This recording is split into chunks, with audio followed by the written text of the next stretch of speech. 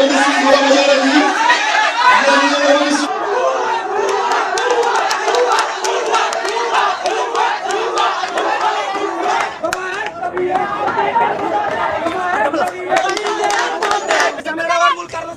দৃশ্য দেখেছেন অল্পের জন্য বেঁচে গেছে এনসিপির মানে বাংলাদেশ জাতীয় নাগরিক পার্টির যিনি প্রধান ব্যক্তিত্ব আছেন জনাব নাহিদ ইসলাম।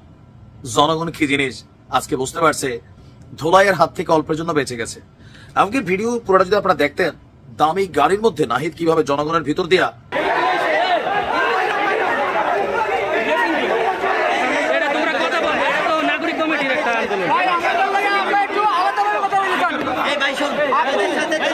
বাংলাদেশের রাজনীতি ধীরে ধীরে আরেকটা পরিস্থিতির দিকে গড়াচ্ছে।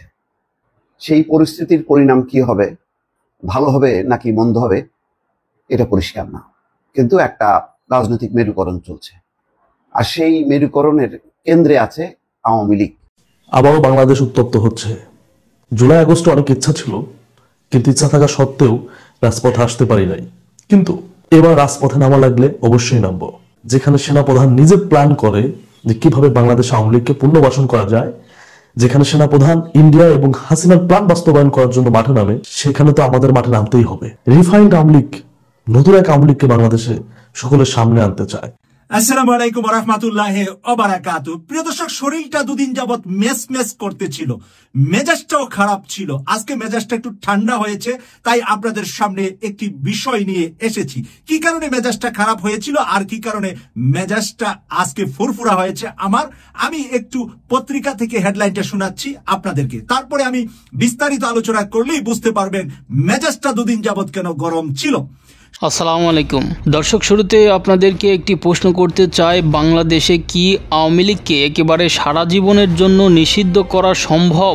আপনারা কি মনে করেন অবশ্যই জানাবেন। সেই সাথে এতদিন যারা আপনারা টেনশন করছিলেন যে আওয়ামী লীগ আবার ফিরে আসবে কিনা, আওয়ামী লীগকে একেবারে নিষিদ্ধ করবে কিনা এই অন্তর্বর্তীকালীন সরকার, তাদের জন্য এবার সুখবর ও খুশির সংবাদ দিলেন বাংলাদেশ সেনাবাহিনীর প্রধান জেনারেল ওয়াকারুজ্জামান ও রাষ্ট্রপতি শাহাবুদ্দিন চুপ্পু। এবার বলা কলা কৌশলে আওয়ামী লীগকে নতুন নাম দিয়ে বাংলাদেশের রাজনীতিতে আত্মপ্রকাশ করতে যাচ্ছে এই দলটি। এক্ষেত্রে বাংলাদেশের রাজনীতিতে আবারও উত্তাল পরিবেশ তৈরি হতে পারে বলে এমনটাই ভাবছেন রাজনৈতিক বিশ্লেষকেরা। তো দর্শক, আর বেশি দেরি না করে ভিডিওতে একটা লাইক দিয়ে চ্যানেলটি সাবস্ক্রাইব করে শুরু থেকে শেষ পর্যন্ত ধারাবাহিকভাবে মনোযোগ সহকারে ভিডিওগুলো দেখে আসি।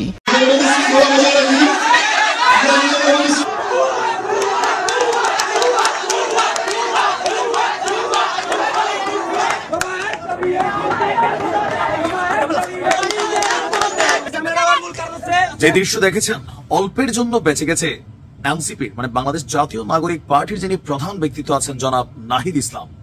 জনগণ কি জিনিস আজকে বুঝতে পারছে, ধোলাইয়ের হাত থেকে অল্পের জন্য বেঁচে গেছে। এমনকি ভিডিও পুরোটা যদি আপনারা দেখতেন, দামি গাড়ির মধ্যে নাহিদ কিভাবে জনগণের ভিতর দিয়া জোরপূর্বক গাড়িটা বের করে নিচ্ছিল। কেন? বরিশালের আমজনতা, বৈষম্যবিরোধী ছাত্র জনতা গাড়ির উপর ঝাঁপাই পড়তেছিল, হরন দিয়া গাড়ি ঠেলা কোন রকমে নিয়ে শাও করে লইয়া গাড়িটা নিয়ে পালাইছে। কেন? হঠাৎ করে নাহিদ ইসলামের উপর তারই শত্রুত্ব, যেখান থেকে সে নাহিদ ইসলাম হয়েছে তারা খেপলো কেন? এখানে যারা উপস্থিত ছিল তাদের বক্তব্যের একাংশ হচ্ছে, আজকে সম্ভবত বরিশালে একটা প্রোগ্রাম ছিল এদের এনসিপি এবং বৈষম্য বিরোধী, তারা এখানে মিলাদ মাহফিল বা ইফতার পার্টি ছিল। তো সাধারণ যারা ছাত্ররা তাদের বক্তব্য হচ্ছে, এই নাহিদ ইসলামরা তাদের যারা এই গত 7 মাসে একবারের জন্য বরিশাল আসে নাই, এখন কেন আসছে? রাজনীতি করতে। মানুষ আপনাদের কাছে বেটার কিছু চাইছে। আওয়ামী লীগের প্রতি মানুষ মুক্তব রয়েছে, বিএনপির প্রতি মানুষের একটু নেগেটিভিটি আছে, আপনাদের কাছে পজিটিভ ছিল। কোন জিনিসটা গত 7 মাসে আপনারা পজিটিভ করছেন যেটার প্রতি মানুষের আস্থা তৈরি হবে? সে বন্যার টাকা থেকে শুরু করে যতখানি টাকার ইস্যু নাম বলেন না, এটা সেটা ভাই, এগুলো তো যায় না। যে বৈষম্য বিরোধী প্ল্যাটফর্ম থেকে নাহিদদের উৎপত্তি, মন্ডা মিঠাই খাচ্ছে, কোটি টাকা দামের গাড়ি চড়ছে, বিভিন্ন কোম্পানি কোটি টাকা, 100 কোটি টাকা মানে স্পন্সর করছে, কিন্তু আমজনতার সাথে কেন আপনাদের দূরত্ব হয়ে গেল? নেতা হইয়া সাধারণ মানুষকে কেন আপনারা ভুলে গেলেন? স্টেজে বক্তব্য ভাষণ দেওয়া জাতি আমরা জানি, এটা সবাই, বাট এগুলা হইলে এই জাতীয় নাগরিক পার্টি কি পরিমাণ যে হেনস্থার শিকার হবে। আবার বলে যে আমাদের কিনে মিডিয়া ট্রায়াল শুরু হয়েছে। What do mean? এগুলো তো আপনারাই দিচ্ছেন সুযোগ। এদের প্রতি যে জায়গাটা মানুষের তৈরি হয়েছিল, এদের যে টিম, এদের টিমটাকে এরা কি পরিমাণ নেগলেক্ট করছে, এই ভিডিওগুলো তার প্রমাণ। আজকে ভাগ্য ভালো গায়ের উপর 2-4টা পড়া নাই, পড়ার মতোই তো ছিল। কোন রকমের ভ্যানগার্ডের মতন তার পোলাপাইন তারা বের করে নিতে হয়েছে। কেন আজকে জাতি এই দৃশ্য দেখবে? তোমরা বৈষম্য দূর করবা ভাই, এই জিনিসটার মানুষ খায় না। আমার মনে হয় যে মানুষের মধ্যে এটা আছে। অনেকে বলেন যে ভাই আপনি এগুলো কেন বলেন, তো আপনার কাছে কি মনে হয়? আপনাদের করুণ পরিণতি হবে আমার মনে হয়। এখনো সময় আছে। যাদের রক্তের উপর দাঁড়িয়ে আপনি নাহিদ হইছেন, তারপর হচ্ছে আসিফ হইছেন, সার্জিস হইছেন, হাসনাত হইছেন, এদেরকে মূল্যায়ন করতে শিখেন। অনেক অবমূল্যায়ন হচ্ছে এদের, খালি মুখের চাপা রাজনীতিবিদদের মতন। কার্যত আজকে এই কাজটা কেন হইলো? এখন আবার হইতে পারে এদেরকে ট্যাগ দিবেন, এরা সবাই ছাত্রলীগ মনা, ছাত্রলীগ সমমনা, এগুলো হইতে পারে। বাংলাদেশের রাজনীতি ধীরে ধীরে আরেকটা পরিস্থিতির দিকে গড়াচ্ছে। সেই পরিস্থিতির পরিণাম কি হবে, ভালো হবে নাকি মন্দ হবে, এটা পরিষ্কার না। কিন্তু একটা রাজনৈতিক মেরুকরণ চলছে, আর সেই মেরুকরণের কেন্দ্রে আছে আওয়ামী লীগ। আওয়ামী লীগ কি নিষিদ্ধ হবে? আওয়ামী লীগ কি পুনর্গঠিত হবে? আওয়ামী লীগ কি নির্বাচনে অংশ নেবে? এই প্রশ্নের মীমাংসা করতেই নানামুখী মেরুকরণ, যেই মেরুকরণের একটি বিষয় হঠাৎ করে হাসনাত আব্দুল্লাহ সামনে এনেছেন। তিনি একটি ফেসবুক পোস্ট দিয়েছেন। সেই ফেসবুক পোস্টে খুবই স্পর্শকাতর বিষয় তিনি প্রকাশ করেছেন। প্রকাশ করে বলছেন যে এই পোস্টটি দেওয়ার পর আমার কি হবে আমি জানি না। তারপরেও তিনি দিয়েছেন। কেন দিয়েছেন? এটা বলা যায় যে তিনি এই বিষয়টি গোপন রাখতে চাননি, তিনি সবার সামনে উন্মুক্ত করতে চেয়েছেন। হয়তো তিনি সেই প্রস্তাবে রাজি হননি, যেটা মানে চাওয়া হচ্ছে সেটা সাথে হাসনাত আব্দুল্লাহ একমত নন, সেই কারণে হয়তো তিনি প্রকাশ্যে এনেছেন। কিন্তু হাসনাত আব্দুল্লাহ সেই ঝুঁকি নিয়েছেন। হয়তো তিনি মনে করছেন যে এটা প্রকাশ করা উচিত দেশ ও জাতির সাথে, তাই করেছেন। এটা নিয়ে নিশ্চয়ই প্রতিক্রিয়া হবে এবং তোলপাড় হচ্ছে রাজনৈতিক অঙ্গনে। তার যে পোস্টটা মানবজমিন হুবহু তুলে ধরেছে, সেখানে বলা হচ্ছে 11ই মার্চ, সময় দুপুর 2:30। খেয়াল করেন, 11ই মার্চ। কিছুদিন আগে আমি আপনাদের বলেছিলাম যে রিফাইন্ড আওয়ামী লীগ নামে নতুন একটা ষড়যন্ত্র নিয়ে আসার পরিকল্পনা চলছে। এই পরিকল্পনা পুরোপুরি ভারতের। সাবের হোসেন চৌধুরী, শিরিন শারমিন, তাপসকে সামনে রেখে এই পরিকল্পনা সাজানো হচ্ছে। আমি সহ আরো 2 জনের কাছে ক্যান্টনমেন্ট থেকে এই পরিকল্পনা উপস্থাপনা করা হয় 11ই মার্চ দুপুর 2:30-এ। আমাদেরকে প্রস্তাব দেওয়া হয় আসন সমঝোতার বিনিময়ে আমরা যেন এই প্রস্তাব মেনে নেই। আমাদেরকে বলা হয় ইতিমধ্যে একাধিক রাজনৈতিক দলকেও এই প্রস্তাব দেওয়া হয়েছে, তারা শর্ত সাপেক্ষে আওয়ামী লীগ পুনর্বাসনে রাজি হয়েছে। একটি বিরোধী দল থাকার চেয়ে একটি দুর্বল আওয়ামী লীগ সহ একাধিক বিরোধী দল থাকা নাকি ভালো। ফলশ্রুতিতে আপনি দেখবেন গত 2 দিন মিডিয়াতে আওয়ামী লীগের পক্ষে একাধিক রাজনৈতিক বয়ান দেওয়া শুরু হয়েছে। আমাদেরকে আরো বলা হয় রিফাইন্ড আওয়ামী লীগ যাদেরকে দিয়ে করা হবে তারা এপ্রিল মে থেকে শেখ পরিবারের অপরাধ স্বীকার করবে, হাসিনাকে অস্বীকার করবে এবং তারা বঙ্গবন্ধুর আওয়ামী লীগ করবে এমন প্রতিশ্রুতি নিয়ে জনগণের সামনে হাজির হবে। তার মানে তারা বলবে যে আমরা বঙ্গবন্ধুর আওয়ামী লীগ করি, আমরা শেখ হাসিনার কোনো দায় নেব না এবং তাকে আমরা অস্বীকার করছি, এমন একটা কথা নাকি তারা বলবে। আমাদের এই প্রস্তাব দেওয়া হলে আমরা তাৎক্ষণিকভাবে এর বিরোধিতা করি এবং জানাই যে আওয়ামী লীগের পুনর্বাসনের পরিকল্পনা বাদ দিয়ে আওয়ামী লীগের বিচার নিয়ে কাজ করুন। এখন একটা জিনিস অফ রেখেছে যে কার সাথে বৈঠক হয়েছে সেটা হাসনাত আব্দুল্লাহ বলেননি, কিন্তু বারবার ক্যান্টনমেন্টের কথা বলা হচ্ছে, তাহলে বোঝাই যাচ্ছে যে ক্যান্টনমেন্টের নিশ্চয়ই শীর্ষ পর্যায়ে তাদের বৈঠক হয়েছে। এর উত্তরে আমাদের বলা হয় আওয়ামী লীগকে ফিরতে কোনো বাধা দিলে দেশে যে সংকট সৃষ্টি হবে তার দায়ভার আমাদের নিতে হবে এবং Awami League must come back. সুতরাং পরিস্থিতি বেশ জটিল। যদি ছাত্রদের এই অংশ একেবারে বিপক্ষে চলে যায় এবং দেখা যাচ্ছে যে জামাত ইসলামও আওয়াজ তুলেছে আওয়ামী লীগকে নিষিদ্ধ করতে হবে, আওয়ামী লীগের চ্যাপ্টার ক্লোজ, তার মানে জামাত এবং এই ছাত্রদের এই অংশ যদি একটি এই পরিস্থিতির মধ্যে চলে যায় তাহলে একটা রাজনীতিতে একটি ভিন্ন পরিস্থিতি তৈরি হবে। এই হচ্ছে হাসনাত আব্দুল্লাহর পুরো পোস্ট। দর্শক, এটা পড়ে শোনালাম।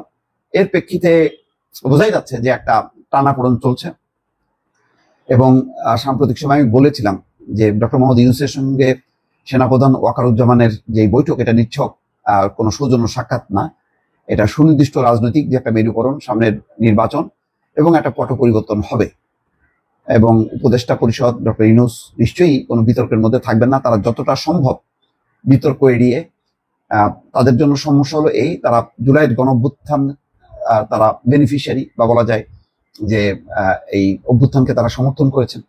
তেমনি আবার আওয়ামী লীগ একেবারে নিশ্চিহ্ন হয়ে যাক সেটাও সম্ভব না, সেটাও হয়তো চান না। বিশ্ব বাস্তবতা বলে যে সবাইকে নিয়ে অংশগ্রহণমূলক নির্বাচন করতে হবে। আবারও বাংলাদেশ উত্তপ্ত হচ্ছে। জুলাই আগস্টে অনেক ইচ্ছা ছিল, কিন্তু ইচ্ছা থাকা সত্ত্বেও রাজপথে আসতে পারি নাই। কিন্তু এবার রাজপথে নামা লাগলে অবশ্যই নামবো। যেখানে সেনাপ্রধান নিজে প্ল্যান করে যে কিভাবে বাংলাদেশ আওয়ামী লীগকে পুনর্বাসন করা যায়, যেখানে সেনাপ্রধান ইন্ডিয়া এবং হাসিনার প্ল্যান বাস্তবায়ন করার জন্য মাঠে নামে, সেখানে তো আমাদের মাঠে নামতেই হবে।